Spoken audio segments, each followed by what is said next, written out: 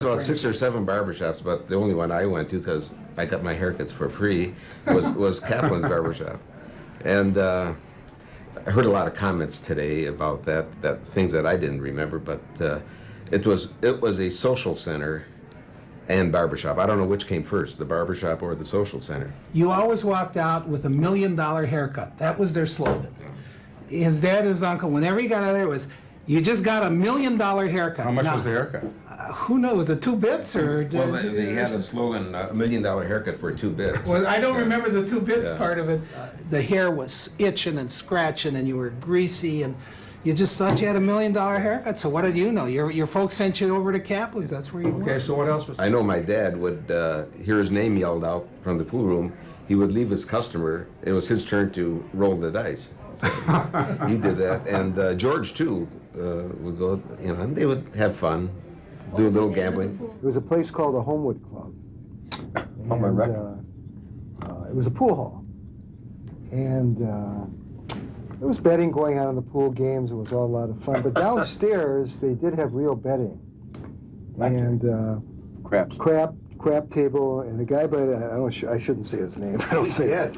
What was his name? Harry Krepp. Frank Fink. Oh, Frank Fink. So one time we had a signal, and the cops came occasionally because they knew about the crap games downstairs, and there was a lot of money sometimes in those games. At least $4 or $5. So no, there were some big games downstairs. Well, I think for the times. I remember. I was. You remember? Yeah, we were there. And there was a signal that if the cops came or anyone came, that you'd hit twice with your pool cue on the floor, and the place would clear out downstairs. So one time there was a big game going on, and Pee Wee Burstein missed a shot.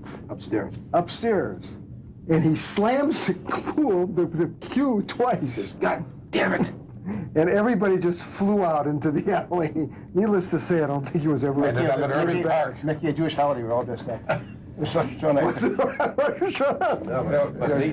We all came back about an hour later to resume the game. Yeah, they came back. We come back about an hour later, and Sonny Walk is sitting in the toilet on the commode. He's sitting in the toilet, and he says, "Have the cops left yet?" He still sat there waiting for it.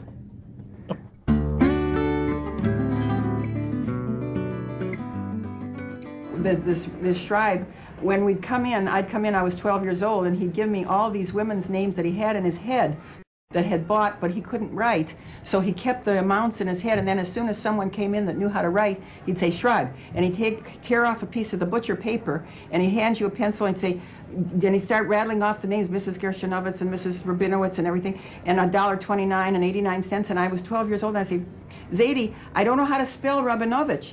And he'd say, what do you mean you don't know how to spell Rabinovich?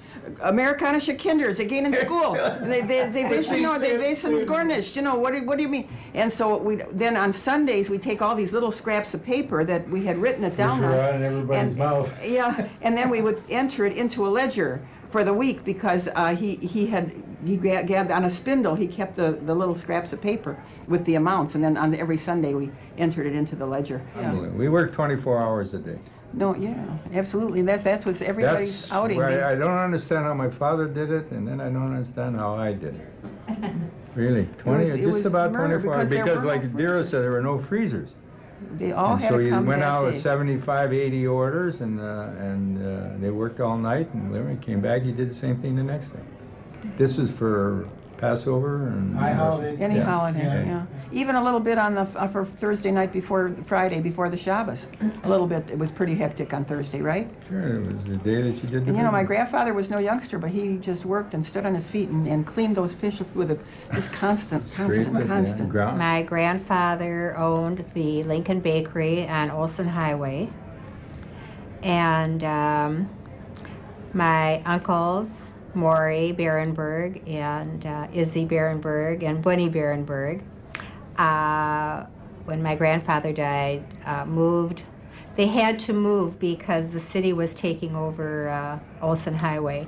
So they moved the bakery to St. Louis Park, and it became the Lincoln Dell. I said, Zadie, how did you get to the name Lincoln? I mean, how did that, you know, your name is Berenberg, and why not Berenberg Bakery? So he said, well, I always admired Abraham Lincoln I always thought he was an honest man, everything I heard about him, and I wanted to have an honest bakery, and I wanted people to know that, you know, we were going to be very honest about everything, and so I named it Lincoln.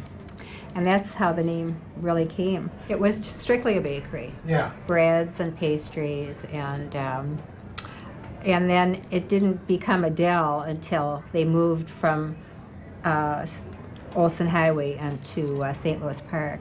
And the interesting thing about that was that when they opened the Del, it was going to be a Del, and they were going to have a bakery. They were going to bake in the back, so they were going to have deli stuff and bakery and sweets.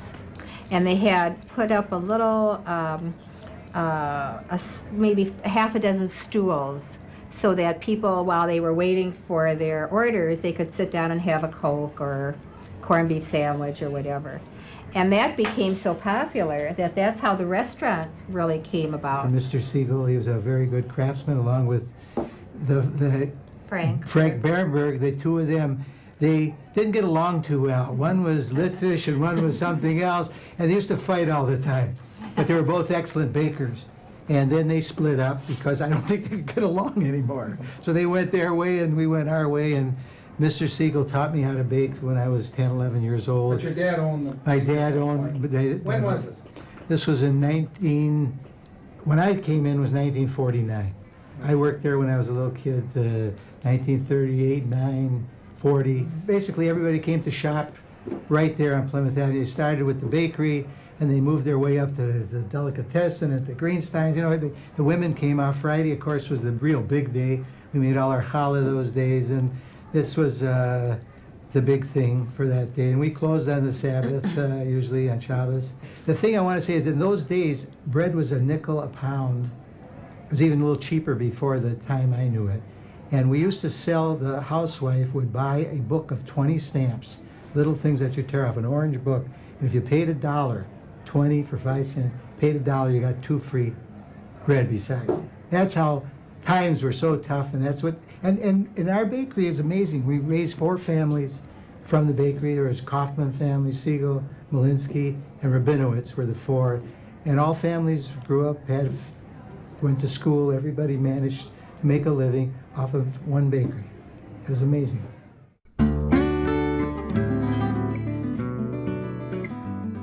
The Homewood was started in, I would think, the 20s, and before we were born.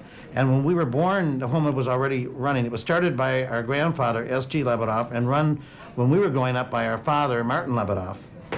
And they had a couple of other theaters, but the Homewood was the neighborhood theater for the North Side. He showed Bali Pecan movies, I know that, and they were very successful.